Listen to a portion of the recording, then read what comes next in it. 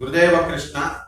మనందరికీ కూడా ఈ క్రోధినామ సంవత్సరం 2024 సంవత్సరంలో ఈ మేష రాశి వారికి జాతకం ఈ సంవత్సర ఫలితాలు ప్రొఫెసర్ డాక్టర్ సత్యనారాయణమూర్తిని ఎలా ఉంటాయో చెప్తున్నాను. ముందుగా ఈ యొక్క మేష రాశి వారికి ఆదాయ వ్యయాలు చూద్దాం. ఆదాయం 8, వ్యయం 14గా ఉంది. అంటే మనకి వచ్చేటటువంటి ఆ రాబడి కంటే కూడా ఖర్చు ఎక్కువగా కనబడుతుంది. అలాగే సుఖాల పరంపర కంటే కూడా కష్టాల పరంపర ఎక్కువగా ఉంది అని సూచన మాత్రంగా చెప్తుంది. అంటే మనకు కష్టాలు వచ్చేస్తాయా అని భయపడాల్సినటువంటి అవసరం లేదు.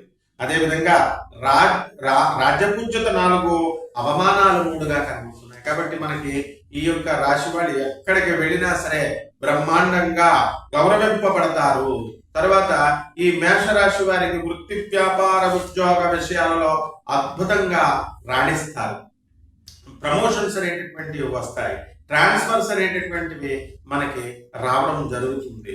మరి ఈ యొక్క మేషరాశి వారికి ధనస్థానంలో గురుడు ఏప్రిల్ 22, 2024 సంవత్సరంలో రావడం జరుగుతుంది.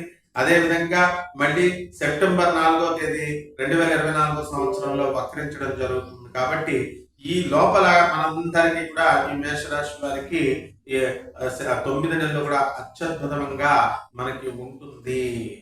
ఎక్కడ ఏప్రిల్ నుంచి సెప్టెంబర్, ఆ తర్వాత మళ్ళీ వక్రత్యాగం చేసిన తర్వాత మిగతా నెలలన్నీ తీసుకుంటే ఒక 112 రోజులు 118 రోజులు యావరేజ్ గా తప్ప మిగతా అన్ని రోజులు కూడా మేషరాశి వారికి బాగుంటుంది.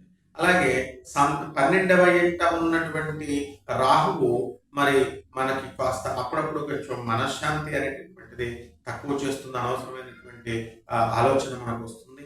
అలాగే లాభంలో ఉన్నటువంటి శని వృత్తి, వ్యాపార, ఉద్యోగ విషయాలలో టీఏలు, అరియర్స్ అన్ని కూడా వచ్చేస్తాయి.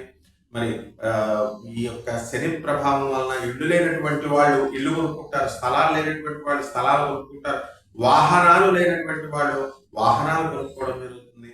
6వ ఇంట ఉన్నటువంటి కేతు ప్రభావం వలన ఇంతవరకు పెండింగ్ లో ఉన్నటువంటి అన్ని పనులు కూడా మీకు పూర్తయిపోతాయి. శత్రువుల యొక్క బారి నుంచి మీరు రక్షింపబడతారు. అలాగే మనకి ఈ యొక్క రవి 14 మే 2024 సంవత్సరంలో మనకి వృషభ రాశి ప్రవేశం చేసినప్పుడు స్త్రీలతో కొంచెం జాగ్రత్తగా ఉండాల్సినటువంటి అవసరం ఉంది మేషరాశి వారికి. అలాగే మనకి 10 మే 2024 సంవత్సరంలో బుధుడు మరి ఈ యొక్క మేషరాశి ప్రవేశం చేస్తున్నాడు. ఆ సమయంలో మనకి మోకాళ్ళ నొప్పులు రావడము, ఆర్థికంగా మనం వ్యాపార భాగస్వాముల వాళ్ళతో మనం జాగ్రత్తగా బిహేవ్ చేయడము, మరి తొందరపాటుగా మనం వడ్డీ వ్యాపారాలు ఇలాంటి వ్యాపారాలు చేస్తున్నటువంటి వాళ్ళ చిట్టీలు వ్యాపారాలు తగు జాగ్రత్తలతో ఇతరులకి డబ్బులు ఇచ్చుకోకుండా మామూలుగా వెళ్ళిపోతే నష్టపోయేటటువంటి అవకాశాలు మనకి ఉన్నాయన్నమాట. అలాగే ఈ యొక్క కుజుడు మనకి 26 ఆగస్టు 2024 సంవత్సరంలో మనకి జమిని అంటే ఈ మిథున రాశి ప్రవేశం వలన మనకి ఆ సమయంలో మనము ఈ భూముల్ని అమ్మకూడదు. అలా కనుక మనము అమ్మినట్లయితే మనకి మంచి రేటు రాకుండా ఉండడం అనేటటువంటిది జరుగుతుంది.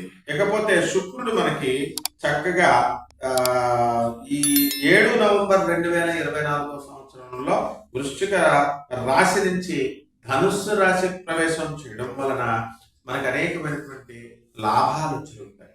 కాబట్టి విద్యార్థులు ఎవరైతే ఉన్నారో మరి విద్యలో రాణిస్తారు, విదేశాలకు వెళ్ళి చదువుకుంటారు, వాళ్ళు కోరుకున్న చోట్ల వాళ్ళ కాలేజీల్లో సీట్లు రావడం అనేటటువంటివి జరుగుతాయి.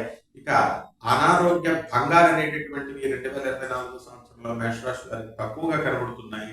కాబట్టి ఎక్కువ మానసికంగా వీళ్ళు డిప్రెషన్కి వెళ్ళడము, అనవసరమైనటువంటి ఆలోచనల్ని బారి నుంచి షుగర్, బీపీ రోగాలు ఇలాంటివి కోరి తెచ్చుకోవడం తప్ప మనకి వ్యక్తిగతంగా మనకి పర్సనల్గా రావన్నమాట. కాబట్టి ఈ యొక్క మేషరాశి వారికి పరిహారాలు ఏమిటంటే చక్కగా రాహు జపం చేయండి, రాహు స్తోత్రాలు చదవండి, రాహుకి కిలోంపావు మినుముల్ని ఆవు పేడ రంగు ఉన్నటువంటి వస్త్రాన్ని ఇచ్చి పేద ప్రజలకి, బ్రాహ్మణులకి మనం దానం చేయాలి. మినుముల్ని డైరెక్ట్ గా ఆవు పేడ రంగు ఉన్నటువంటి వస్త్రాన్ని పేద బ్రాహ్మణులకి అధిక పారితోషికానికి దానం చేయండి. అలాగే మినప సున్నండల్ని మీరు తయారు చేసి పెద్దవాళ్ళందరికీ కూడా మీరు పంచవచ్చు. అలాగే మనం పెద్దవాడ కనకదుర్గమ్మ పాదపద్మాలకి మీరు ఇళ్లలో చక్కగా కుంకుమార్చన చేసుకోవాలి. దశమహావిద్యల్లో ఒకటైనటువంటి బగలాముఖి అమ్మవారి యొక్క హోమాన్ని మీ ఇళ్లలో జరిపించుకోవాలి. ఈ విధంగా కనుక మనం చేసినట్లయితే ఈ మేషరాశి వారికి బ్రహ్మాండంగా ఈ సంవత్సరం ఉంటుంది. శుభమస్తు.